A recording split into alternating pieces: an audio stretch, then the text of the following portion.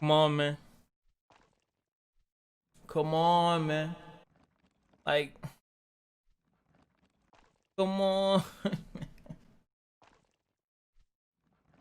Oh, man. Oh, man. Let's talk. Let's talk.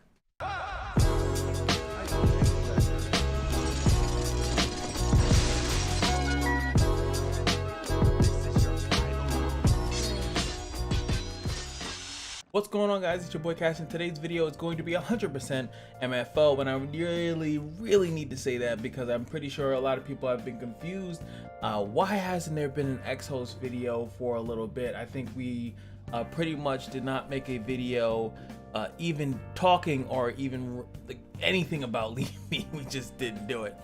And then now we have Morris. Now, I mean, there's a lot of things I could possibly say, but you know, it's just underwhelming, and the chase of content is just getting overwhelmingly annoying, and just for me, I guess. And that's why you guys been seeing some more League and some TFT, and I actually want to maybe put up some Hades. Just got that on the Switch, and just a little bit different. But the reason why is just like, what do you do when they do this? You know. The game has been out for a little bit. I think it's probably going on a year. I don't even know when a year. Didn't a year already pass? I have no idea. I completely forgot. Now, when a character comes out like this, and this is all they have, you just have this one fake core or whatever like that. Not a new character. I know that the new stuff is coming. It's on the way, right? I know. So it's like, yeah, I'm like preemptively bitching, right? But when you have these weeks, right? And then they're saying, oh, the next Eternal Bond is Bathy or Rachel, which is this long login 30 days. So okay, so 30 days you're not doing anything but logging in, which you're probably doing anyway unless you just don't feel like playing the game. Cool. And then they drop Morris, and it's like, okay, so what do they give Morris? So they give him tempering and steel weapon. I don't know if that's proper stealing like taking, or steel like as in iron, you know, rough metal stuff. But when the battle starts, increase the attack of allies by 10%. Hello? Like, the problem with something like this is that it's just like, for what reason should I even think of doing that? That's such a small increase. It does not matter. I know why they're doing it, because you look at the next part and it's like triggers steel weapon triggers steel weapon once a round when the attack hits. When the attack, what attack? Don't know. Fuck if I know. I'm assuming any attack could, if possible, it would be nice if this works on counter, because then it would actually be somewhat useful. But then again, how strong is your FC Morris to take on the likes of PvP, or are we talking about PvE? And I guess at that point it's not that bad. But when he does hit, and he's gonna buff all your allies 20%, so that's if you know, if the magic happens, that's 30%, and but 20% of it is gone in 4 turns. And if the turns are in whatever favor, whatever shape, you might not even be able to utilize that because the enemy might take those turns, or you might be stunned or something of that nature. Now, I understand what they're trying to do here. They're trying to give a way to give so you don't have to use this, right? They're even increasing the attack boost also. But the problem with this, and the problem with Morris, and I think when I covered him a long time ago, I feel like, not that regrettably, I think I called he was pretty good, but he runs into a really bad issue. I did say yes with First Guardians. He does have the ability to hard strike them really quickly. Like if Rera or someone has it, then he could attack them, right? They'll be level 1, then they'll hit, and then they'll hit him back, and then that's the instant level 3 because of his counter, right? So boom. But the problem is that, you know, Rera on her first turn, 9 times out of 10 is, well, not even 9 times, 10 out of 10, if she has the mana, she will do her S1. Her S1 is going to give her status effect, and then it's going to block the blind. So then you just, I guess you're doing this and you're hitting her every turn, in which you're just going to get yourself electrocuted and you're going to die because of that. So not really the best target. Now, any other First Guardian, still pretty good, but this is just not good enough, and it's just like, eh, and you really don't care about it. I mean, yes, this is a pretty good move right here. This is probably the best, move that he has. It's the same thing as Schmidt and some other characters. I think they have that 5-mana thing, but it's just not compelling enough. It just doesn't really bring you into the story. Let me even further put this into perspective, because I think a lot of you guys don't understand what I'm thinking about. What kind of made me stop wanting to make it, I was like, you know what, unless they drop something really good, I'm just not bothering. Look at this. So on this day, right, that they released this information, right, Leafy, right, and we were like, not doing it, right? This is just not good enough to invest any currency into or whatever, unless you really like the character design. The same day that they dropped that, Epic 7 dropped this. Now this, hold on, hi, this is Politis, whatever like that. So this is a brand new character that dropped literally the same day that FC Leafy dropped. Now I'm not, this is obviously, I'm not trying to give you guys a like play Epic 7 or nothing like that. I used to make Epic 7 content, but when you just look at just the sheer coolness of what they got on the same time that what we get. Now, yes, every once in a while we do get really good characters, but let me just show you something. Humans are truly foolish. Look at that. I just feel good animation, just like we get. Cool little alt or something like that. What do you need? Fire maging, whatever. That look cool, right? I would think that most people would think that look cool. What does the character does? Doesn't matter. It's the Exos Heroes video, right? But they got this on the same thing, and it really just hits home on how you need to be always on top of your game, because I could have just been like, you know what? That's not done. And then what do you get next week? You get Morris, right? So it's just like, why am I playing this game? The Synergy 2 core rate is not that bad. I think it's a cool thing, but again, it's just repetitive, very repetitive thing. You don't really care what's going on here. You're just gonna fill this out and do it slowly but surely. No pressure on finishing this in any type of timely manner. There's not enough content in this game for regular players, and I feel like this is a issue that a lot of gacha games have happened. Also, you got what was it, 7 Deadly Sins, Boycott, Assault Meliodas, if you guys are looking into that. And now they're complaining that they're getting too much, the speed of them dropping banners is a problem. Meanwhile, we're dealing with this on a regular basis. We get banners every week. Now actually, and sometimes we get 2 in a week, and the same thing that they're doing that, but they're actually making a stink about it. They're upset and they're pissed, and you know, they're gonna make a change, stuff like that. Meanwhile, we still deal with it for some reason, and this was an issue from the beginning of the game. I think that this whole core reverse thing has not spoiled us, but kind of got us blind back to the original issue, was them constantly dropping characters, well, whether they were good or not. And like, yes, I understand that. And I think this is something that the 7 Deadly Sins people need to understand too, is that they need to, you know, drop stuff. You know, it has to keep the game fresh. And there's not much, they can't add big clumps of modes and stuff like that all the time.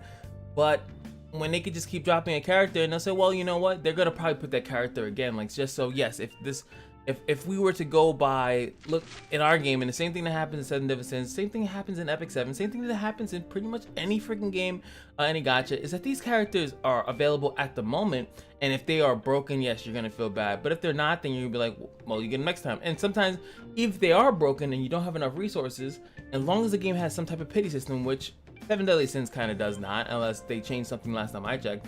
Epic 7 I think does. You just kind of wait until they're available another time, and it kind of does suck, because then, you know, there's the FOMO, you get fear of missing out. You want to use the new unit, especially if you're a content creator. You want to use the new unit, you want to use the new fancy spancy sparkle all day. But that's the problem, is that we play gacha, and I feel like there has to be some type of level of, these are what gacha games are. And when you're tired of that, I feel like you can't look at the devs and be like, hey man, stop it, cut it out. And they'll be like, but you've been letting us do this for months now. Why the sudden change? So I can't really get mad at Line Games. They've been doing this banner thing for a while, and when I initially made a complaint about it, no one seemed to care. People didn't. I said we need more ZEUZ to keep up with the constant banners dropping. Like, nah, you know, no, you're asking for too much. And now you see the problem in other games, and you know, with the constant banner dropping, and now you're so used to decent content. Now they literally are just dropping stuff just to filler. This is like filler content. But since they're doing filler content, it just feels all sticky icky. I don't know. Meanwhile, look at this. It's about the end of the month. How many days do I have left on this? I have 3 days to make this grand decision, right? I don't even check these. I didn't even know I had this, whatever. So I could buy a general right now for $27, and it just doesn't feel like I get enough out of that to get one character, a character that I already own, because yes, I own every single character. When it comes down to the legendaries, to the fadeds, I own them all. So at this point, I'm looking for dupes because they don't drop new characters, and that was the point of me bringing out the Epic 7 videos, because they don't really do that. And then if they do a character, it's like a light and dark version of the character, which is similar to our fake cores, but they don't do them like a lot. Like, that's not the thing. Like the Epic 7 Exos Heroes thing is that these are the base characters. They're revolved around a story, so they don't want to really like jeopardize the integrity of Garth, Rachel Bathory.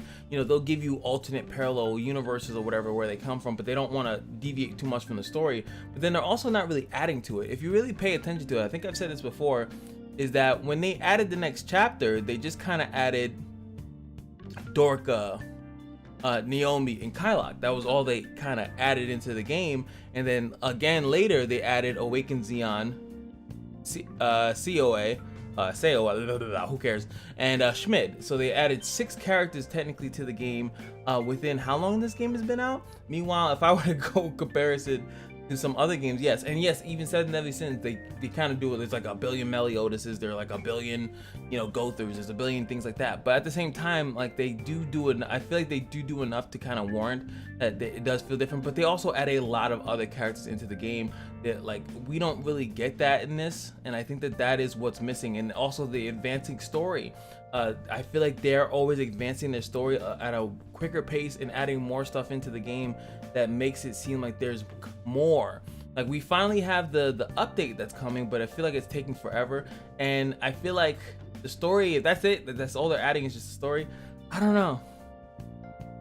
And I was terrified to make this video. I've actually made this video, a very similar type of video like this, a couple times, and I don't upload it because I always feel like at the end of the day, it's like, you know what, it'll get better. And technically it will, but the thing is, the time. Like, this, I just dropped a video for TFT. I hope you guys go and look at that. I think it's a fun game, but sometimes I don't have the time to sit here and always come in and check on this game, and it's a chore. It becomes a chore. It's not enjoyment. I'm doing it for my YouTube channel because it's where I make the most money, and it's at the while, it's like if I feel like I'm getting like I'm stuck. the subscribers doesn't go up, and it's not because the content's bad. I mean, some people might think so, but it's because that there's no crazy growth in the game anymore. Everyone has that's seen Exos Heroes. They're not actually attracting new people really too much to the game. Let me know in the comment section if you're new, but most of the people are going to be regulars. They're regulars. I can literally see the same people commenting on my videos, and I can look at other people's videos, like the same people. We're just kind of entertaining the same house. And unfortunately, in order to grow a channel, you really have to go expose yourself. And I mean, not naked. I mean, naked is fine, but you have to go out there. And staying within a game for too long, it just doesn't do your channel any good unless that game itself is profitable and it's booming. Like people that make League of Legends content and stuff like that, and games that are still up there. Epic 7, I think, is still a really big game, and I think it's definitely bigger than Exos. I left that game, wasn't making that much great, you know, views and stuff like that in Epic 7, but at the same time, is, you know, if let's say if I had that same amount in the steady thing, it would be at least worth it. Genshin Impact, I haven't mentioned that, but yeah, games like that have a big crowd, way bigger than it is here, and you're just not. And I feel bad for any other Exos Heroes content creator that's like, I'm sticking down, I'm putting my foot down, but it's just that there's just not enough growth here anymore, and I have to start looking around. So not that I won't cover, the point of this is not that I'm quitting the game. I don't want it to come off like that, right? I'm just only going to do videos on Exos when there's something that I want to cover. I'm not gonna do Leafy came out, so I got a reviewer, and no. I don't want a reviewer. I think she's trash. You know, I think Morris is trash. I don't feel like testing him. I don't feel like doing any of that. If a character comes out and it makes me want to do those things, then I'll do it. But you know, if it doesn't, then I'm just not gonna force myself to do it. can't. It's so boring, and it's just not fun. And at the end of the day, if I'm not having fun, I just can't force it. The video quality is going to go down, and then that attitude, that feeling is going to spill over into my other videos, which if you actually look at some of the other videos, I know some people only play one type of game, they don't want to look at anything else, but I have more fun with them. I have more fun playing League, I have more fun playing TFT, Runeterra, which I don't upload. I even started playing Hades. That's a fun ass game. When I play Balloons, that's so much fun. Fun, motherfucker. Like it's so weird that it's you feel guilty.